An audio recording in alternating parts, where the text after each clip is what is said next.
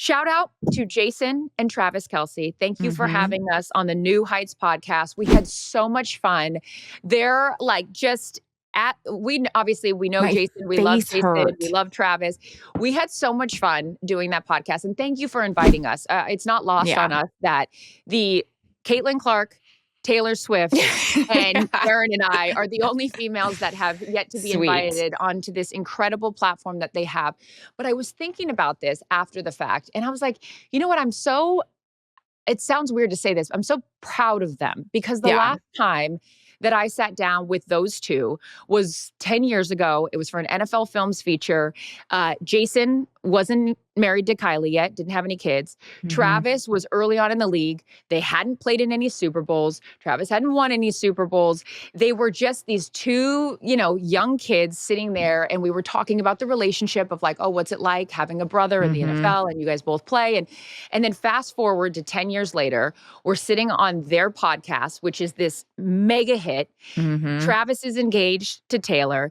Jason and Kylie have 4 beautiful girls. They've got Wyatt's in the back, like saying hi to us. They've got all of these incredible businesses and different, entrepreneurial efforts and things like that. And I just left that podcast being like, wow, good for them. And that it's easy to root for those two and for those families because, Ed and Donna, like shout out to them for raising good guys. And the luxury that we have of this job is really getting to know individuals and become, friends with them to a certain degree, but also just like root for them as humans. And so it was just sort of a moment of reflection that I had where I was like, wow, from the last time I sat with those two to now, how much has changed.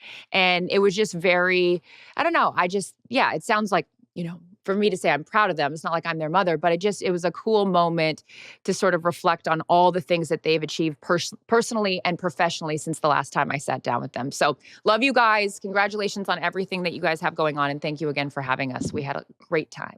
It was so much fun. And I think we were all texting after that. My face hurt. It just hurt from smiling and laughing.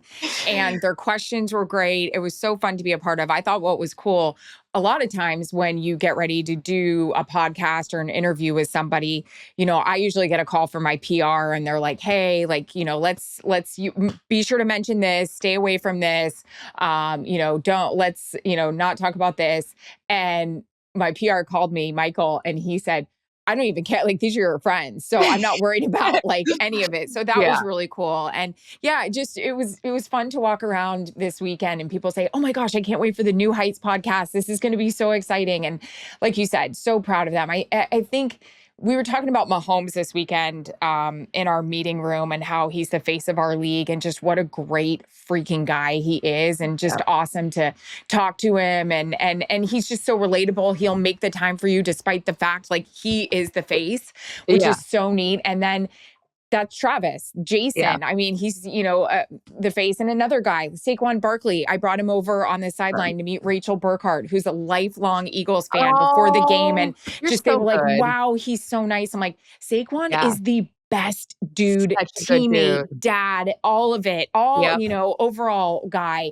And I just get so excited to introduce him to people so they can feel the excitement and joy when they meet him. But that's exactly how I feel about Travis and Taylor. I know they don't need any praise or love from us, but it's really cool when you get to meet people like them and they're everything that you hoped they would be and more. And I echo, I'm so proud of them. I love being around them. I love laughing with them. They do such a great job and it was a great time. So thank you guys. Yeah. Awesome. And that's just it. I think it's that idea that, when we're long gone from doing this job, the thing that will stand out the most for me are relationships. It's the same way that when players stop playing, they're like, I miss the locker room.